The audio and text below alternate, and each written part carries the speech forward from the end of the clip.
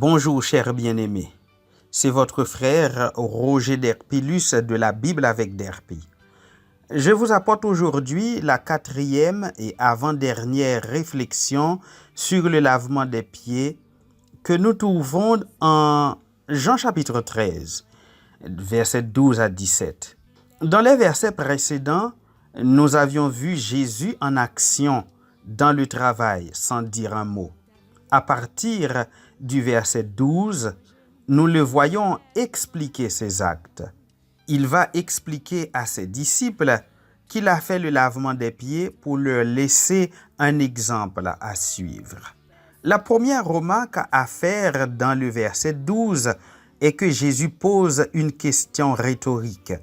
Comprenez-vous ce que je vous ai fait? Cette question visait à éveiller la curiosité des disciples. Chacun, à l'exception de Pierre, tendait leurs pieds tout simplement pour se faire laver, sans se demander si Jésus, le Maître, avait une leçon particulière à enseigner avec cela. Alors, que nous montre la question de Jésus? D'un côté, elle nous montre que les disciples ignoraient ou n'étaient même pas intéressés à savoir ce que le lavement des pieds signifiait. D'un autre côté, la question nous montre que Jésus n'avait pas posé un acte gratuit.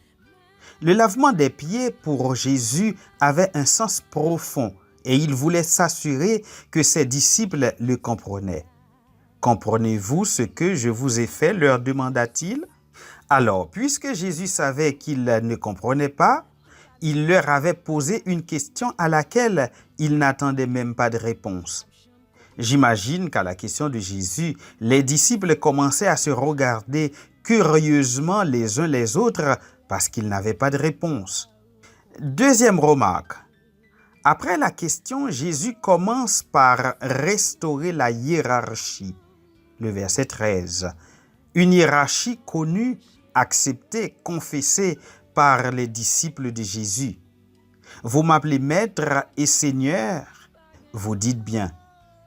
Autrement dit, vous avez une connaissance exacte. Je vous félicite. Vous dites ce qui est vrai, car je le suis. Je suis le maître, l'enseignant, le professeur qui vous a appris que je suis le Seigneur, c'est-à-dire le propriétaire, celui qui a le droit de décider comment les choses doivent fonctionner.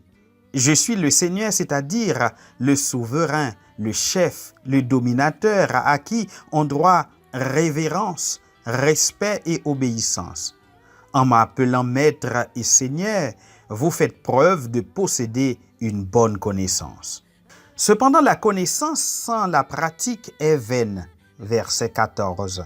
Pour comprendre cela, creusons dans les relations maître-disciple dans le contexte immédiat de Jésus. De son temps, il y avait plusieurs maîtres qui avaient des disciples. Jean-Baptiste, par exemple, en Matthieu chapitre 9, 14, Matthieu 14, 12. Ses disciples accompagnaient leur maître partout pour apprendre de ce qu'il a dit et de ce qu'il a fait. Un disciple apprenait de la vie et des actes de son maître. Donc, quand Jésus se mettait à laver les pieds des disciples, il devait être évident pour eux que leur maître était en train d'enseigner. Si donc je vous ai lavé les pieds, moi, le Seigneur et le Maître, vous devez vous aussi vous laver les pieds les uns aux autres. Le verset 15 nous apprend que ce que Jésus a fait n'était qu'un exemple qui doit être reproduit. En d'autres termes, ce que je vous ai fait, ce que j'ai fait pour vous, faites-le de même pour d'autres. C'est un principe capital pour les disciples de Jésus. Qu'est-ce que Jésus a fait pour eux?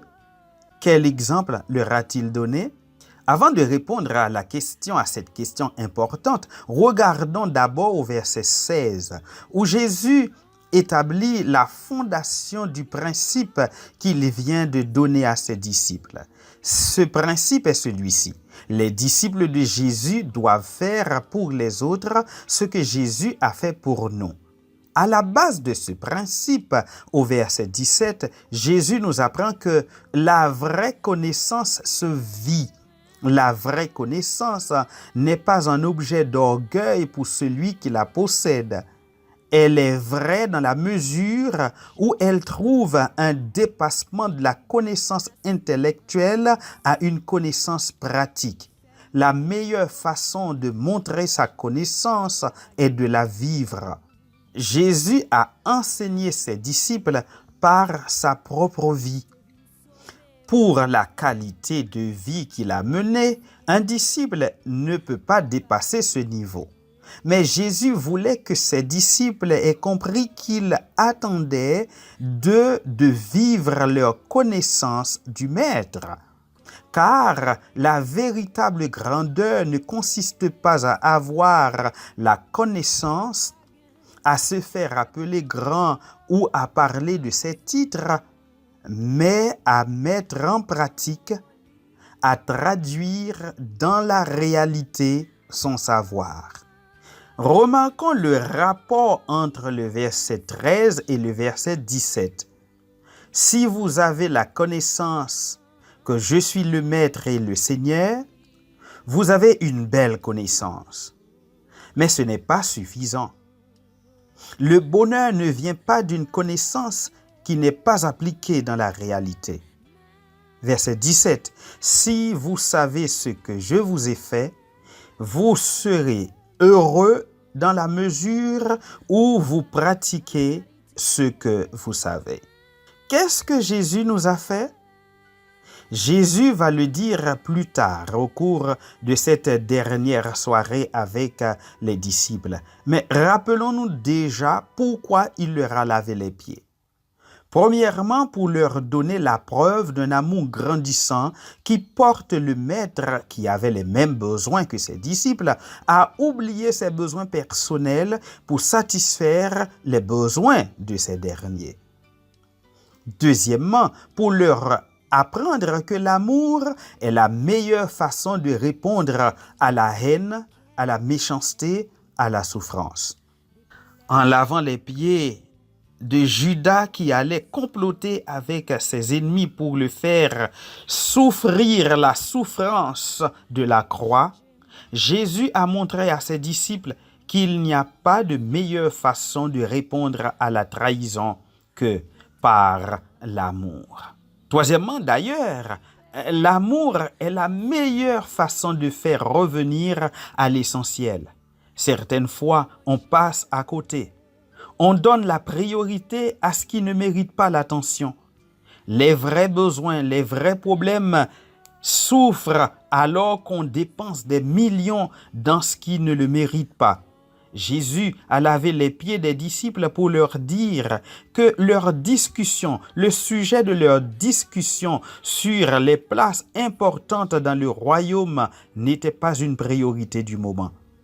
Par amour pour eux, Jésus ne les a pas blâmés, il passe à l'essentiel en leur donnant un exemple à suivre. Quatrièmement, nous ne pouvons pas ne pas voir un exemple d'humilité de celui qui est le Maître et le Seigneur, s'humiliant pour laver les pieds de ses disciples. Jésus est l'exemple, le modèle, le standard pour ses disciples. Avoir la connaissance nous procure une très grande satisfaction. Mais le bonheur sera complet partout où les disciples de Jésus se mettent à agir comme notre Maître a agi. Mettons-nous à vivre dans nos différents milieux comme Jésus. Mettons-nous à faire pour le monde, pour nos pays, nos familles, nos localités, ce que Jésus a fait pour nous. Peut-être que nous n'aurons pas besoin de laver les pieds des gens, mais trouvons-nous les voies et moyens pour les aider à trouver des solutions à leurs problèmes, pour les aider à bien penser, à remplacer la haine, la discorde, la violence, la méchanceté, la trahison par l'amour comme Jésus a fait pour nous. À très bientôt pour la dernière réflexion sur Jean 13.